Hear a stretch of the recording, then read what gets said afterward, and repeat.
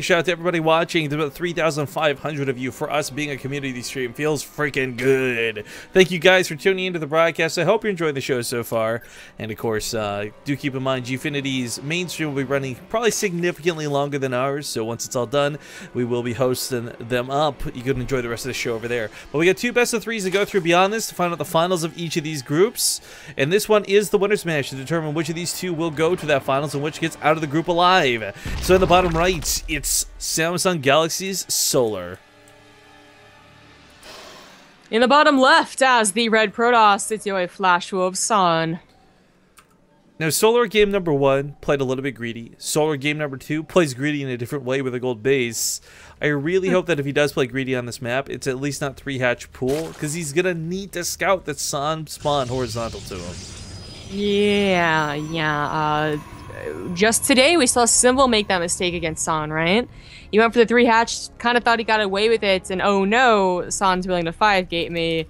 Ah, crap, I gotta think about Lings. You know, that was kind of the story that happened there. So, yeah. If Solar does 3-hatch for a pool, he's gotta be very careful about the, the punishment for it, basically. He's gotta get good scouting and more so than that, good positioning, because that's what killed Symbol more than anything else. He had a lot of Lings, he had a couple of Queens, but it's so difficult to cover both third and natural on this map. It's again really odd to see the map come up so frequently. Solar is going to go 3-hatch before pool, and it is going to be in the worst location possible. Oh no, why God? Oh, I think he wrote this off too. Coming through the natural base, you assume that San would have had a Nexus down or a probe out here, but Forge fast expand. That could kill him, honestly. I mean, I agree. I mean, I'm not sure if this probe looks to him like a probe that was actually here, or if this looks like a probe that was in the base scouting and came out. But I think he realizes. Okay, good. He's gonna get. I mean, he'd eventually find out, right? Like another minute, the Overlords get into the main bases in the other corners, and he'd be like, "Oh, that was dumb of me." And hopefully that, you know, he would still have enough time to scout with Ling or something, whatever San is planning. But to know exactly now what's going on, where your opponent is, where to send your Lings once you have them, because they're kind of late, is a much better feeling.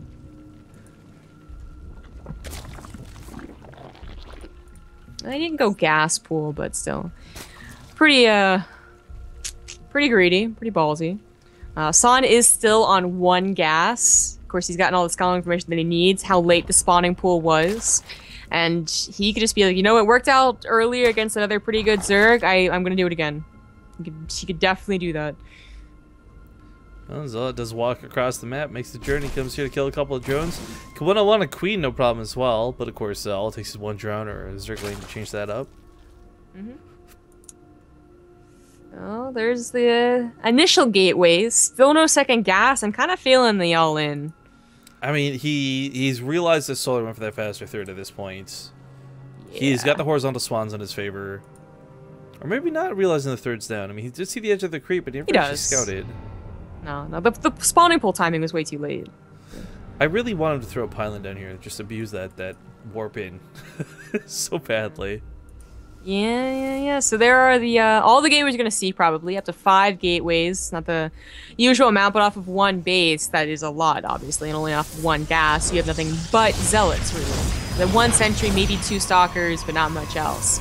But that's okay, because you're facing someone who has basically only Lings. Yeah.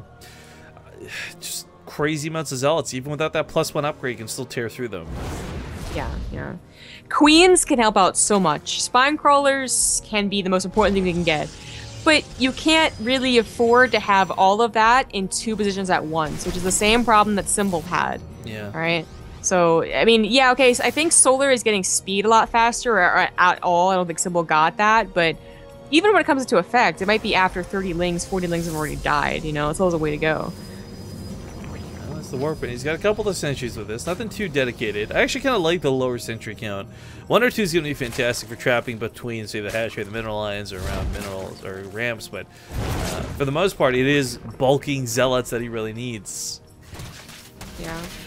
So here's, you know, it's already a little different, but it's kind of going on the same path. He's getting the proxy pylon on the other third, the one that Solar kind of wished he had probably taken, and he's going to start warping in a lot more zealots. Now, speed is going to finish. That's going to help surround them before they can get entrenched into a mineral patch, for instance, but it's still Zealot versus Lings. You know, not a very cost-efficient fight for the Zerg player. No, and those two force fields really is what guarantees that. Worst case scenario, you plop down a force field here, and you've got a sort of choke in the middle of nowhere. It doesn't even have to be something that cuts the Lings off. It just makes it so your Zealots can take more efficient fights. And let's not forget, San could always just walk up that ramp. Yeah, we saw it yesterday. We can see it again. You just go up that ramp, force field behind it, and have a hell of a time at the top of the ramp, and force everything to fight you in that choke. But Solar does have a Spinecrawler reposition. He's got a lot of queens out right now. This isn't looking so terrible for him, but still, this third base is probably up for grabs. The creep spread is so important, and the hotkey whatever he has in that Spinecrawler also incredibly important. The queens, they're going to go down. That kind of sucks. Focus on fire on the Mothership Core, though, so really nice use of them before they go down. Yeah. Does get the Mothership Core. Well, Spinecrawler's unable to root. Could have been rooted a long time ago, but there are so many Lings, and two queens still live. Can he do this? Can he actually hold? I think he's holding. So far, so good. He's got 20 more Lings on the way. These 20 more Lings have got to seal the deal. The problem is, though, well, San does all in off this. He's looking at a pretty high probe count instead of Solar. No one's really gone for tech, and, well, the option of a recall is no longer here. I kind of feel like if he wanted to transition out of this, he's still got about a minute or so before he just can't do it. Yeah, I mean, even then, I think you would at least have to get the third base, if not, like, 20 drones. I don't know how I feel about the counterattack, but there's a lot of Lings to make this happen, so... Gets those force fields. Looking back at home, though, gotta make sure that San doesn't get up that ramp. That's gonna be the scariest thing. Like, San could seriously still just go up this ramp and force field behind it. Oh, God, it's gonna happen, isn't it? That's happening right now. And leave some Zealots in that middle line to do some damage. There we go. Traps a lot of the Lings in. Spinecrawler is going to try and root itself. Might be able to shoot up the ramp, but the problem is high ground vision isn't necessarily going to be available to Solar. He will have to move a couple of the Overlords over. The problem is that it won't be able to reach the sentries. Now, the sentries, luckily, they're not 4 of them, so they're not everlasting force fields. I've actually used it up. But it's still... Like, there we go. Gets to the main. Can the drones live? It's going to be enough. He did lose about half of the Zealots in the natural mineral line, and it looks like it won't be. This is actually looking like it's Solar's game. Solar. Well, he did lose enough drones to be behind, but you're right. Like, this is looking good. He stopped the all-in, so I was trying, emphasis on trying to transition out of this. Like, if Solar just goes back to pure droning right now, I can't believe that Spinecrawler lived, by the way. If Solar just goes back to pure droning right now, he can definitely get a huge economy lead, and then maybe transition in later. But I feel like if he just goes for the all-in right now, I think that's how Solar throws this game. So he's got to be very careful what he chooses to do. And I like that he's gone for droning. I think that's probably the smartest choice. Yeah. I think at this point, it's no longer 2011. People are not really trying to break a Protoss on 2 bases. Like, that just never seemed to really work out, so definitely appreciate that he's droning. He's gonna be able to drone comfortably for another, like, minutes, maybe, and then he's gonna have to worry about the follow-up, which is typically an Immortal Sentry all-in. You know, that attack lasted a long time, so the gases weren't thrown down as early as they could have been, but it's definitely a very common follow-up. Well, this is one of those big reasons why it's not over till the fat lady sings. San should and would have a pretty good counter to that follow-up, but the question is, of course, whether Solar will actually dedicate to it. Still, while the Roach Horn's on the way and the layer's been started, he has got his drone count up pretty high behind this. I'd say 55 is where you're very comfortable to start dealing with it, and your production actually matches their production, but it's very delicate balance. He stops at 50 and then starts making units. It's also, pretty doable, right? But it is a lot about... not getting caught in position, don't lose too many roaches, trying to beat out force fields. Ooh. Hopefully get the Warprism to not help out. That's a cool trick. Now that's on...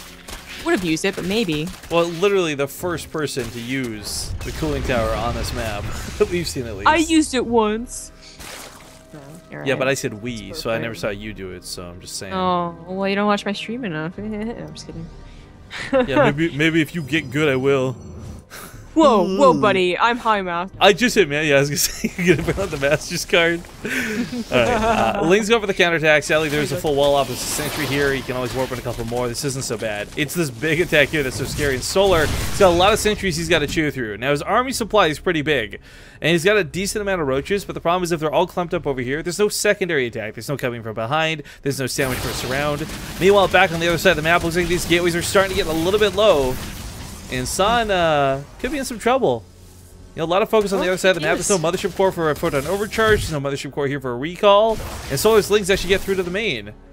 Oh, sentries, please. Good too. A couple of warpins have to be kind of wasted in the main base, but he's going to try and attack up to the third. Maybe bait Solar down. Wait a minute. Wait, there's a pilot. No, that's a warp prism. I was going to say. Okay, the warp prism does go into the main and try and harass and force, you know, a disproportionate amount of units up to the main, but Solar doesn't really fall for it. He sends a very appropriate amount. You know, I didn't really massacre the probes on this side of the map, but this puts San back for a push where his timing was the greatest thing he had going for him. Surprise, I got a bunch of sentries and you don't have a lot of units. That's the usual way this goes, but unfortunately for him, Solar was pretty well prepared. Now, this is something that can still go really poorly for Solar. If he takes a bad engagement, if he just kind of attack moves in, those force shields will go down, the Guardian Shield will go up, and this won't go too well. But High Choice can be behind that, going to help make sure that he can always fight a little bit better, even in the worst case scenarios. San could have a decent follow-up all-in if he had upgrades or Blink Stalkers, but as he has neither and it's taken him a while to get there, by the time he's ready to follow up all-in, or by the time he's ready to get a third, Solar might be maxed out on Roach Hydra, thinking about going up to Vipers or Infestors.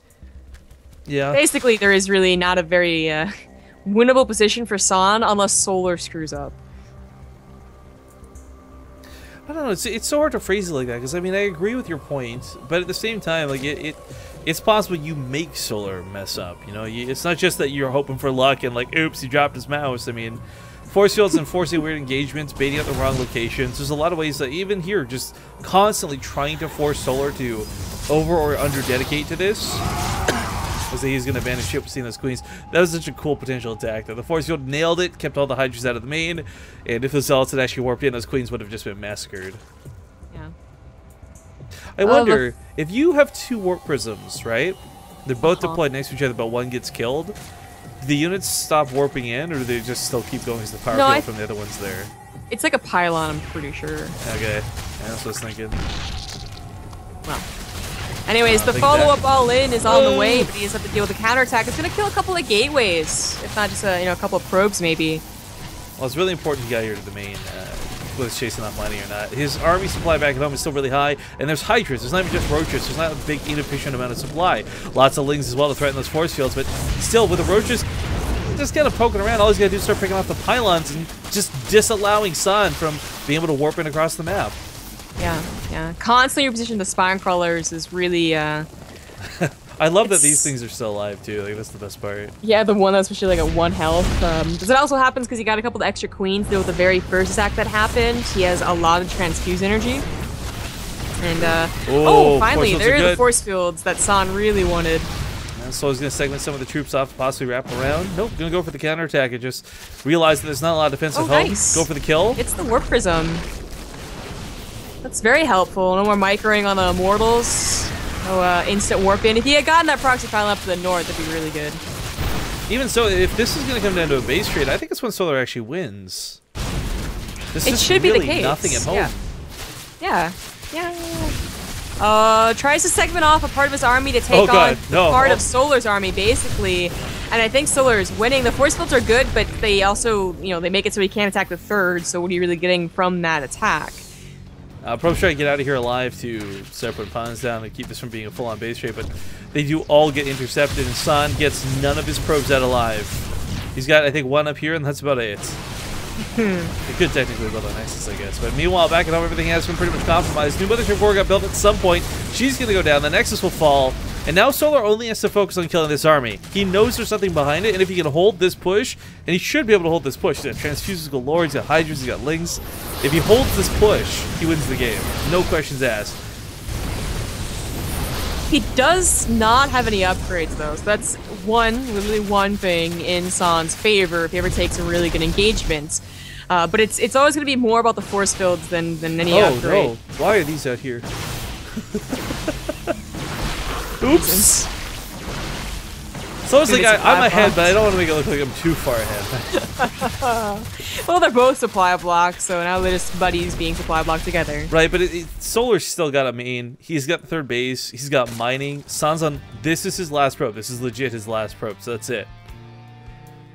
Like, Nexus, Son kind of just wins this game. He comes back home to stop the base trade from being a full-on, well, precisely that base trade, but let Solar just continue fixing everything up back at home. Hydra Den coming back down. I mean, we're probably not going to see a lot of new drones come out, but still, it's the ability to produce versus no ability at all. He gets all of these Hydras and doesn't have to trade out for very much, right? That's a big chunk of the army supply, and they might be back to even army supply after this. I still think that's something that's going to be feasible. Lynx are just like, if big force fields coming down, keep that alive. Don't underestimate my power, says the evil Protoss Sith, I guess. I mean, for Solar's case, I really don't like that he's starting to throw away a lot of the Lings. They are the cannon fodder to the army. They're the threat to the force fields. But at the same time, he knows that if he kills buildings, he wins the game. So it's a bit of a funny situation to be in. Well, what's funny is that there's a very obvious proxy pylon to the top right, and he just never took care of it. He never scouted it. I mean, like, yeah, it's obviously there because of the direction of the army, but never actually scouted it, so... Looks like Son just got to give up his main base and hope that that pylon survives, or is able to get down the Nexus at the last second, should it turn into an actual base race. But here comes the fight, has to go into a huge concave. A lot of force fields. Yeah, even a Spine Call here to contribute. Should go down to the Mortal Fire, I imagine. Oh my god, he's just burning every force field, and it is a race against time for Son. Now, there's the pylon over here, there's a probe that can build a Nexus over here, but I don't know, man. Link's coming back home. No, he knocked down the rocks this way. Solar, what are you doing? It doesn't matter. He's going to win the fight anyways. Not enough fodder. The Immortals still stand strong, but now Hydra's left over. Yeah, here come the Lynx from the backside too. All right, so with the transfuse going into it, Solar's going to be the first one not only getting on 2-0, but turn the series around on his opponent.